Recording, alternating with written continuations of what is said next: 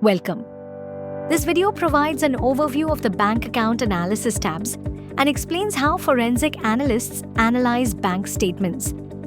After analysis, the summary details of the report appear by default.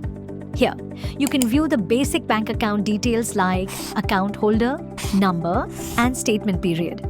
The Counterparty tab shows a breakdown of credit and debit transactions by counterparty. This helps in identifying the main sources of funds and the primary recipients of payments. Money trail mapping visualizes the movement of funds between different accounts, highlighting transaction values and connections. The Overview tab shows a clear summary of all money coming in, inflow, and going out, outflow. It breaks down transactions by categories like transfers, credit card payments, cash, salary, and crypto. It also shows the total number of transactions in each category. It also gives a quick summary of spending outflow, showing where the money is going, including categories like gambling and loan payments. The AML Analysis tab provides a compliance perspective, showing the AML risk score, key balance metrics, and a summary of suspicious activities with the number of incidences.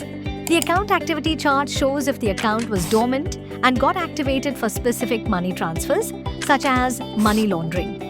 Further analysis includes donut charts illustrating the top 5 outflow and inflow usage percentages, alongside tables detailing the top 10 counterparties for both credit and debit transactions.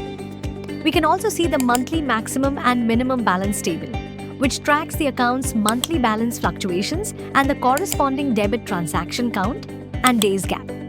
A detailed view of suspicious activities highlights those with the highest incidence counts, such as big deposit followed by withdrawals on same or next day, and high-value spending. Viewing transactions filtered for big deposit followed by withdrawals reveals the specific transactions that triggered this suspicious activity flag, including large transfers and counterparty details.